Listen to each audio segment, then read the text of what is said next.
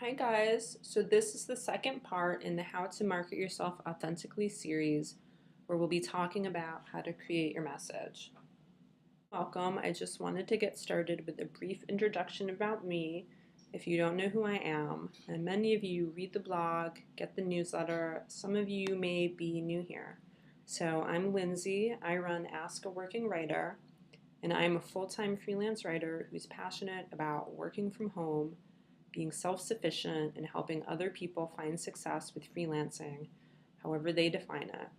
Now you can find me here on the blog or on Instagram over at Ask a Working Writer. If you didn't catch the video last week, you can go ahead and watch this one now since you're here, but to really make the most out of this marketing series, you're going to need to go back and watch that last one. In that one, we cover how to figure out who your audience is and some ways that you can really get that clarity if you don't have it, how to figure out what your audience's pain points are, and then how you can come in and fill a need they have. And now this is really where you create value with your marketing. And let's be honest, it's not about you marketing yourself to them, but it's about you showing up to meet a need that your audience has and to solve some of their problems. And when you can speak to your audience on that level, then a lot of the things that you're struggling with are going to start to shift for you. One, you're going to start feeling just so much more confident in your marketing because it's not about you selling yourself or selling your products or putting some fake image out there. Two, you're going to just be able to speak organically to how you can help your audience with their problems because you've been there and you've put in the work and you've thought about what they need that you can help with. And three, you're going to get clear on what your message is and your value right here. So just on that subject of value, I have another free resource that might help some of you. It's called the Earn Your Worth worksheet, and you can get to it on the blog if you just search for it. Now that's for writers that maybe don't have packages yet, or they don't know how much they want to charge, or what they want to put out there and have issues around pricing. We're not going to go into that kind of stuff in this series, but I did want to make you aware of that resource if it can help some of you. So the topic for today is more about you and how you can get just crystal clear on what your message is using a very simple but effective formula. And then once you know your message, you can communicate it to clients, potential clients.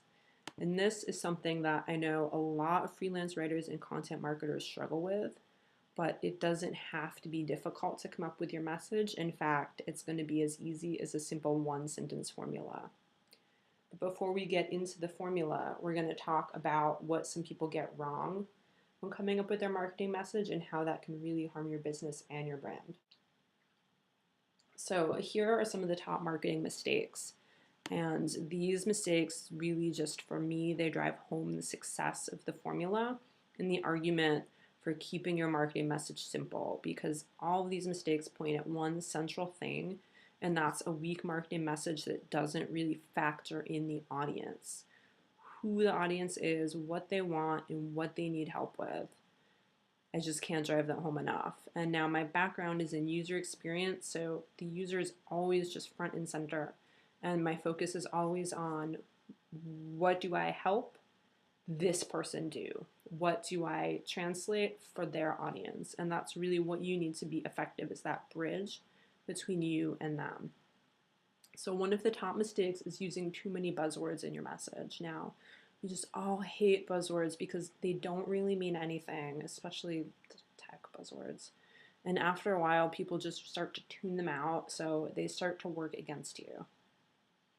Another top mistake is having a message that's too long and complicated, which you're not going to do if you follow this formula. But basically, if you have to launch into like a 5-minute explanation of what you do, then forget it, because you've already lost your audience's attention and you've also communicated that you just don't respect their time. And finally, another huge mistake is forgetting to speak to the values and needs of your audience, which is what happens when you create a message in a vacuum. You just get so excited to talk about your services and your product and your brand that you don't have that authentic connection to your audience. I'm sure we've all met these kinds of people at networking events and conferences, and we just try to get away from them as soon as we can. And so you don't want to be like them, because it's going to hurt your business. So here's a quote that I like to keep in mind when I talk about marketing messages, because I just want to make sure before we go on that everyone's really clear on not only what we're doing, but what a marketing message is and what it can do for you. And a marketing message is simply the way that you grab a potential customer's attention by saying to them, hey, here's what I do, what I'm about, and this is how it's going to help you. So it's about you, because that's who you're marketing. If you're a freelance writer, then you are really your brand.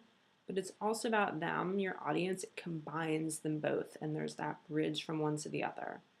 So that's why I like this quote from Simon Sinek. People don't really buy what you do, they buy why you do it. They don't buy what service you have, they buy the person, the passion behind it, and what it's going to do for them.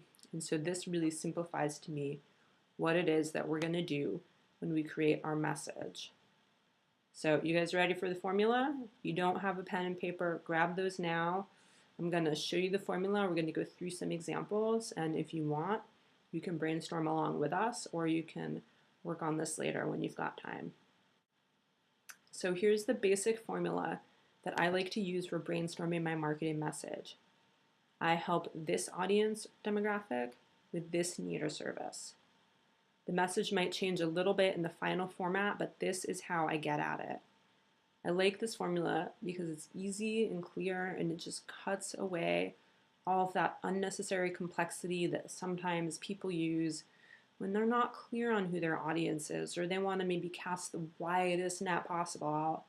Oh, I'm a freelance writer, I'll write about anything. This cuts that away, and it just also gets rid of all of that stuff that people say when they want to sound super important. Stuff can come off as just totally not authentic, and that's not what we want. So, like I said, there's no room for jargon in here, and you have to pick one audience to really make a true and impactful statement. You can't just be that vague person that says, oh, I help businesses find clients. Nobody would hire you because they want to know if you can help them with their needs. So last week, you got your audience, you've got the first part of this down. So now what we're going to do is distill your services or your products down to something clear that connects with your audience.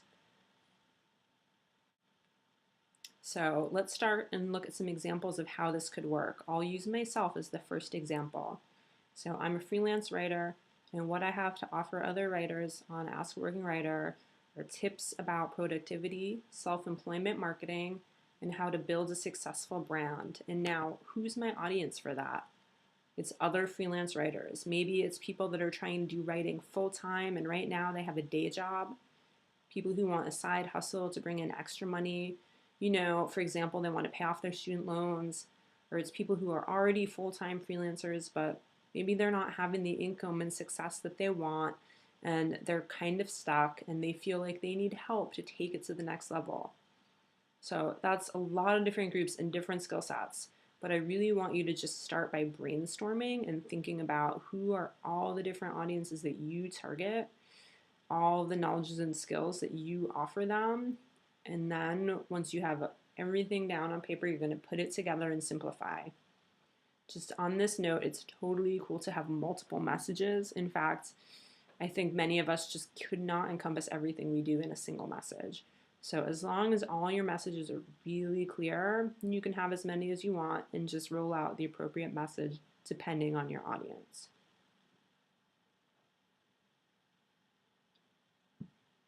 So let's simplify and break this down. Maybe I help new writers with tips on how to get started having good habits and being self-employed.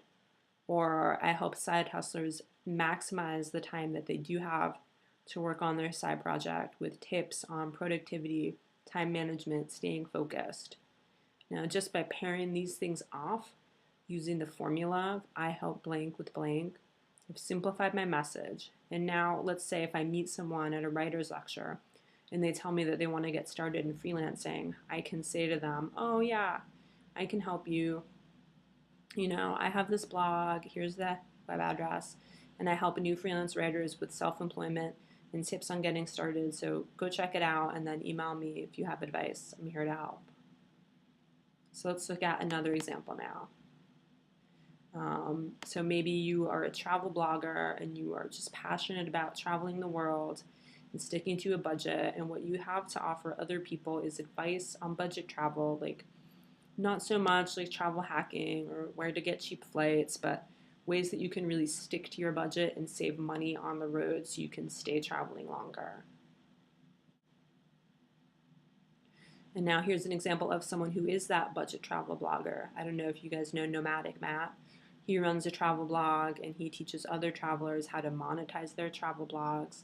He's got advice on how to travel cheaply all around the world. So you can buy this book, you can get a budget travel guide to a particular city, and there's an online forum where you can connect with other backpackers and just get all sorts of helpful tips to keep you on track with your budget so you can stay on the road. And if you look at his site, his posts, his ebooks, all of it is just organized around that.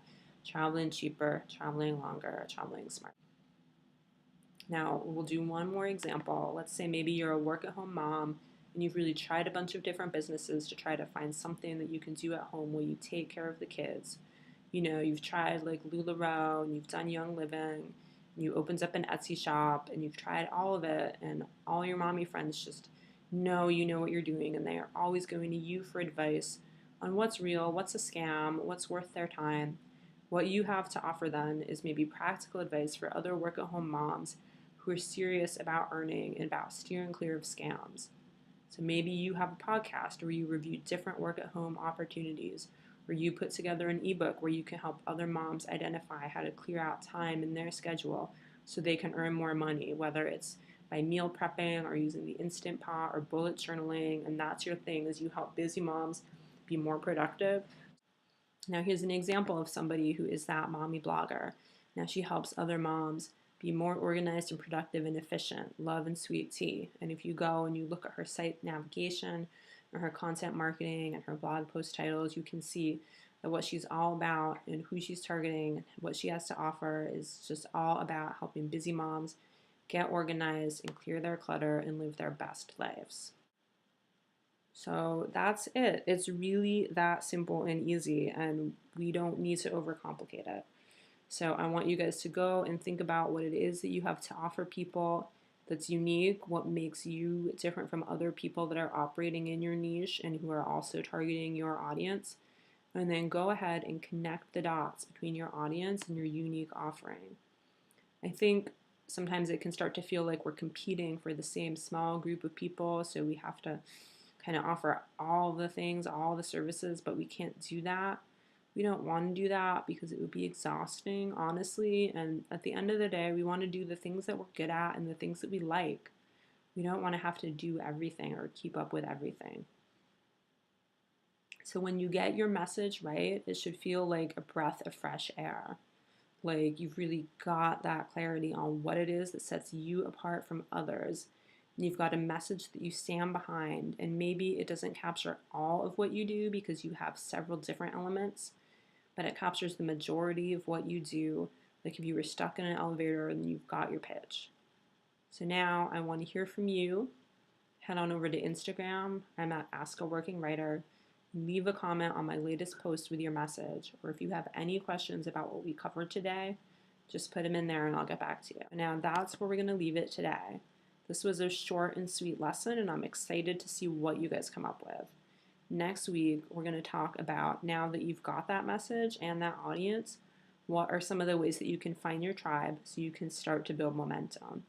So go ahead and catch the first video if you haven't done that yet. Send me your message on Instagram, and then if you found this helpful, why not share it with a friend that you know is also struggling to grow their freelance income.